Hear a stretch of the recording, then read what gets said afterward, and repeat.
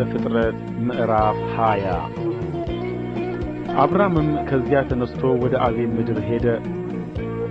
በቃዴስና በሱር መካከልም ተቀመጠ። በጌራራም በእንግድነት ተቀመጠ። አብርሃምም ሚስቱን ሳራን እኅቴ ናት አለ። የጌራራ ንጉሥ አቢሜሌክም ላከና ሳራን ወሰዳት። እግዚአብሔርም ሌሊት በሕልም ወደ አቢሜሌክ መጣ፣ እንዲህም አለው፣ እነሆ አንተ ስለ ወሰድሃት ሴት ምውት ነህ፣ እርስዋ ባለ ባል ናትና። አቢሜሌክ ግን አልቀረባትም ነበር። እንዲህም አለ፣ አቤቱ ጻድቁን ሕዝብ ደግሞ ታጠፋለህን? እኅቴ ናት ያለኝ እርሱ አይደለምን? እርሷም ደግሞ ራስዋ ወንድሜ ነው አለች። በልቤ ቅንነትና በእጄ ንጹሕነት ይህንን አደረግሁ።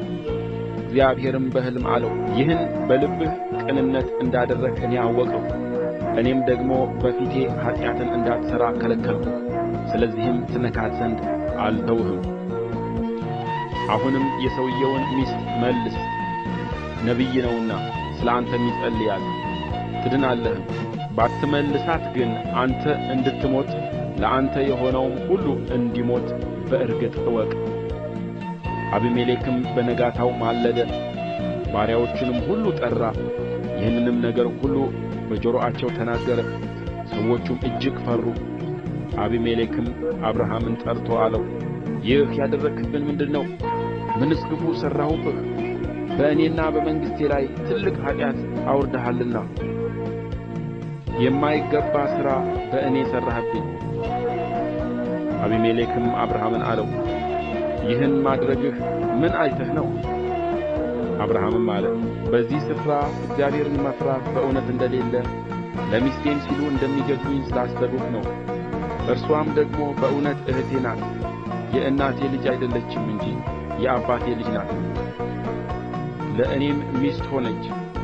እግዚአብሔርም ከአባቴ ቤት ባወጣኝ ጊዜ አልኋት፣ በገባንበት አገር ሁሉ ለእኔ የምታደርጊው ወሮታ ይህ ነው፣ ወንድሜ ነው ብለሽ ስለ እኔ ተናገሪ።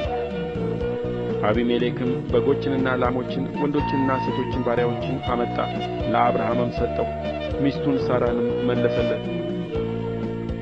አቢሜሌክም እነሆ ምድሬ በፊትህ ናት፣ በወደድኸው ተቀመጥ አለ። ሳራንም አላት፣ እነሆ ለወንድምሽ 1000 ሚዛን ብር ሰጠሁት። ያም እነሆ ከአንቺ ጋር ባሉት ሁሉ ፊት የዓይኖች መሸፈኛ ይሆንሽ፣ ጽድቅሽ ለሰዎች ሁሉ ተገልጦአልና። አብርሃምም ወደ እግዚአብሔር ጸለየ። እግዚአብሔርም አቢሜሌክን ሚስቱንም ባሪያዎቹንም ፈወሳቸው፣ እነርሱም ወለዱ። እግዚአብሔር ለአብርሃም ሚስት በሳራ ምክንያት በአቢሜሌክ ቤት ማኅፀኖች ሁሉ በፍጹም ዘግቶ ነበርና።